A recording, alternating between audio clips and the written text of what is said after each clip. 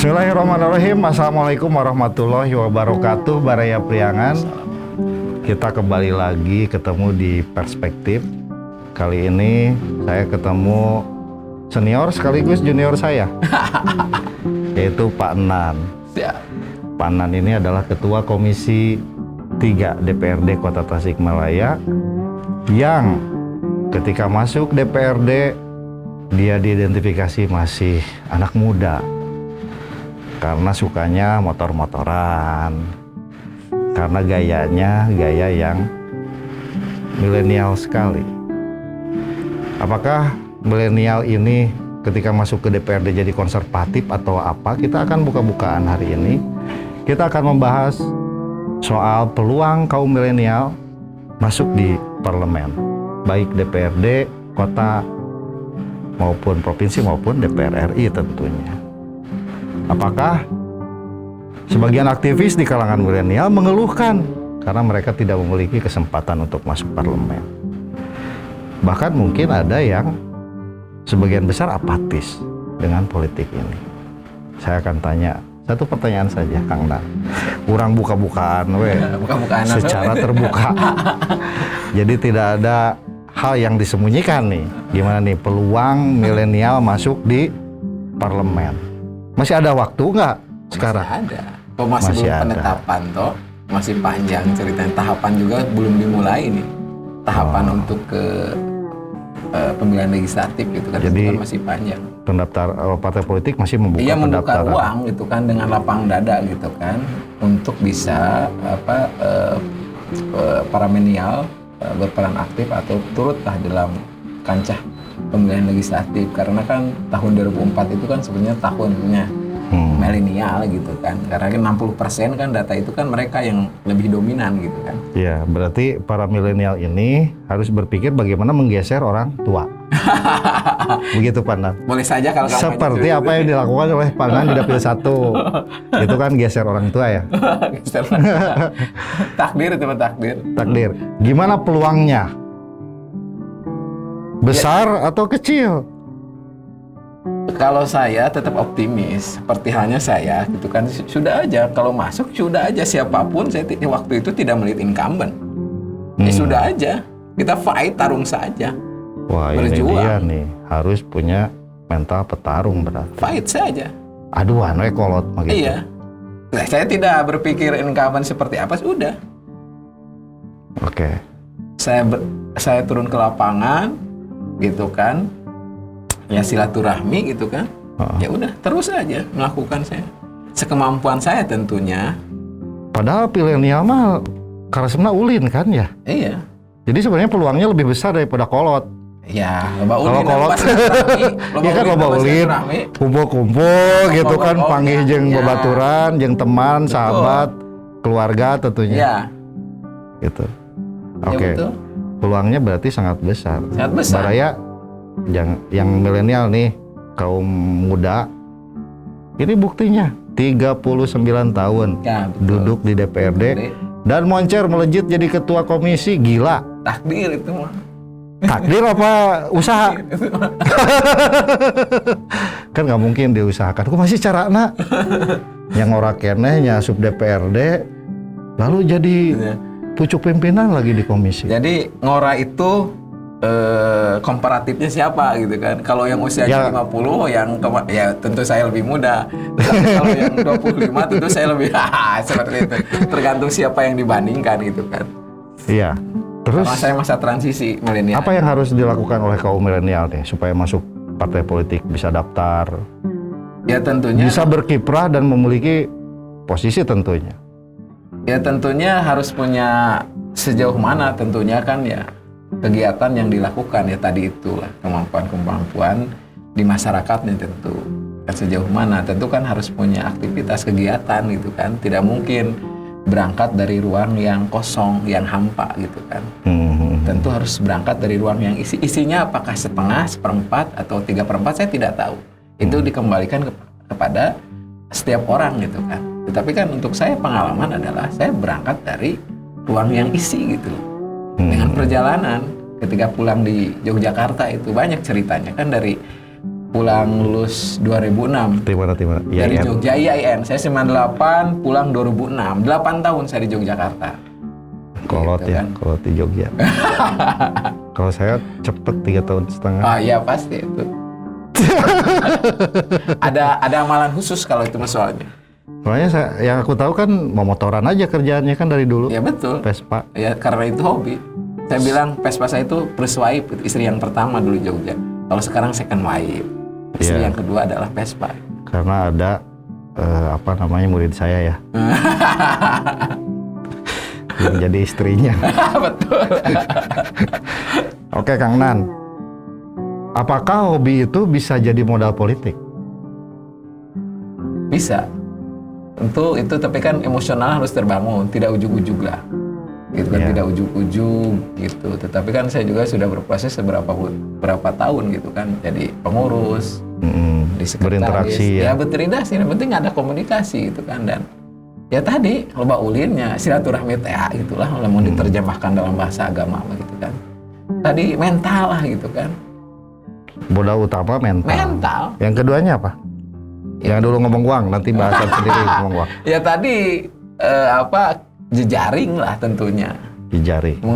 Mengukur sejauh mana gitu kan, tinggal diidentifikasi gitu kan. Sekarang jaringan yang dipakai tuh masih kalangan seumuran 30-an lah.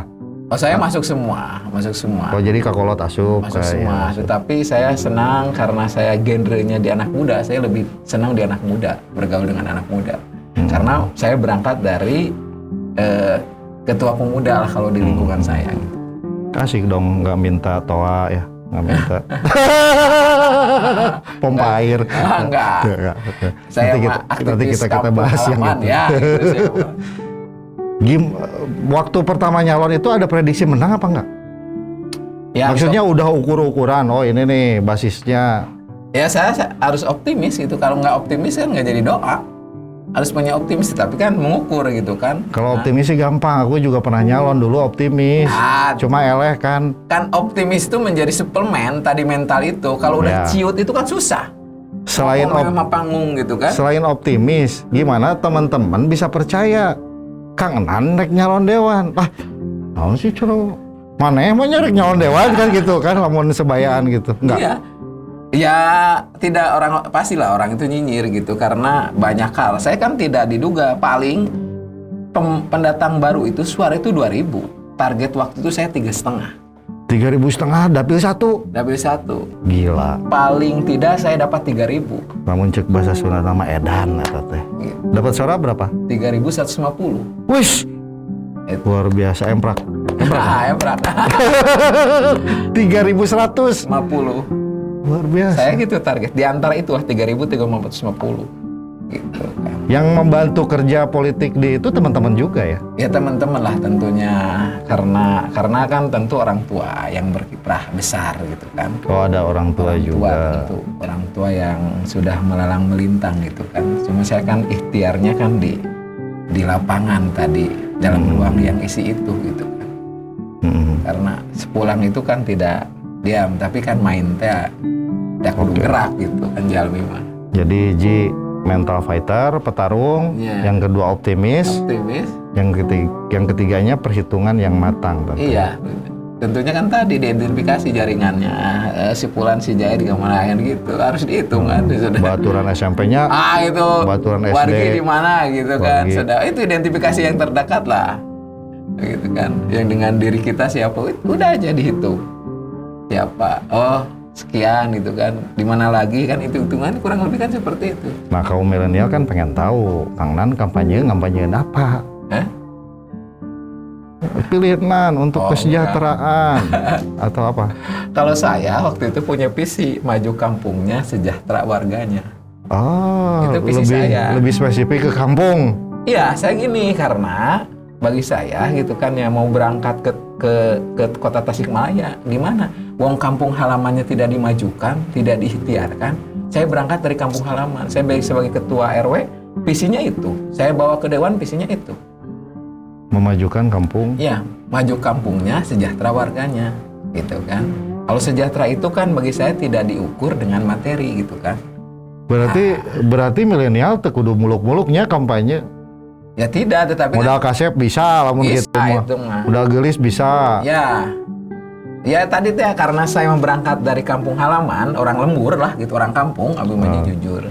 Ya sekarang Kampung di mana kira? warna gitu. Cuma kan. kamu lain kampung atau tengah kota. Hanya maksudnya kan lembur gitu. Cuma ketua RW yang warganya berapa? Itu 700-an ada. Aduh, 2 TPS itu. 3 TPS. Wah iyalah. 1000 kurang lah, 1000 kurang lebih. Udah nggak usah sosialisasi ya. Wah, tetap atuh dah. Tidak semua suka sama kita tuh kan. Jadi salah satunya adalah jadi RT dan RW. Bisa jadi. Bisa jadi. Kalau pengalaman Modal jadi anggota dewan. modal sosial kan itu ya. Nah, Oke, selain itu Kang Nan apa? ya tetap itu karena berangkat dari itu kan yang terdekat kampung halaman kita itu. Karena berangkat dari sana kan. Kampung halaman yang radiusnya yang terdekat dengan diri kita, ya udah kita optimalkan di sana. Nah, terakhir ngomong-ngomong, ketika dilantik make pin DPRD jengkol letik lah ya. Terus dilantik nanti jengkolot. Nah, lalu apakah semangat milenialnya itu jadi luntur ikut-ikutan arus di dalam atau gimana? Ya karena kan kita sama lah kalau hak dan kewajiban itu. Tetapi kan sebagai adat ketimuran kan kita punya adab. Jangan akhlak lah terlalu tinggi gitu kan. Adab itu kan di atas ilmu gitu kan. Tetap kolot kalau dihormati. Tetap. Karena kan sama hak dan kewajiban. Nah, aku ngomong soal gagasan ini. Iya. Gagasan inovasi apa masuk nggak sih? Ya pernah menyampaikan dah. Apa yang bisa saya mungkin terkait dengan apa yang saya mampu ya sampaikan terkait dengan gagasan-gagasan yang saya miliki gitu kan, terkait bagaimana dengan peran anak muda gitu kan, wadahnya berandalan motor kan, saya sudah di otomotif gitu kan, harus ada wadahnya gitu kan, seperti itu saya mengajak. Tapi kan kalau udah dewan itu udah harus lepas juga dari kampungnya juga kan, soalnya ada konstituen di daerah lain. Tetapi kan kita kan yang terdekat dulu atau berangkatnya gitu kan. Yang terdekat dulu tetap punya kewajiban untuk yang lebih luas kan ya, masyarakat Kota Tasikmalaya terutama Dapil 1. Tapi kan pemberangkatan kita dari mana gitu kan, itu saja. Luar biasa, Eprak lah. Siap.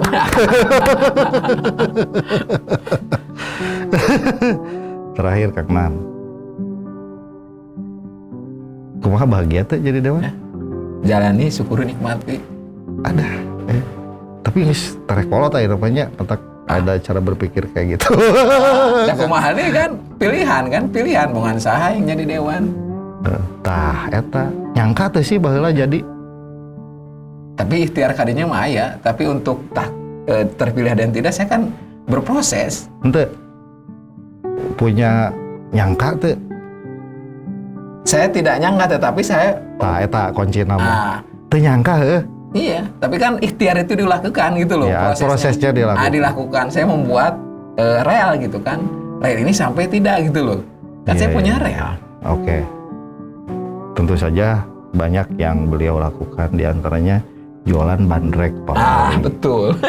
Bandrek Pak Wali itu enak sekali. Dan setelah jadi dewan, jalan nggak? Teman saya meninggal yang produksi karena saya yang jual.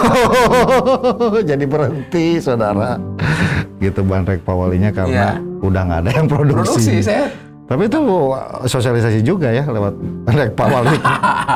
Karena saya kan waktu itu ketua kelas, dipanggilnya Pak Wali kelas itu. Oh, Pak Wali teh Pak Wali kelas, dikirain Pak Wali kota. Ya mudah-mudahan jadi doa saja mereka. Aku tanya, peluang milenial isuk ya, yang wali kota. Aya teh peluang? Ya, tetap ada, tapi ya. Peluang mah ada kan? Berapa persen tak peluang? Untuk jadi gitu. Untuk jadi, ya kalau berapa persen kan tergantung bagaimana ya popularitasnya itu, sejauh mana dikenal, ada susah tuh. Kan abi dikenal tuh, meren dicoblos ada ku kenal, mun teu kenal bisa ada mual tuh.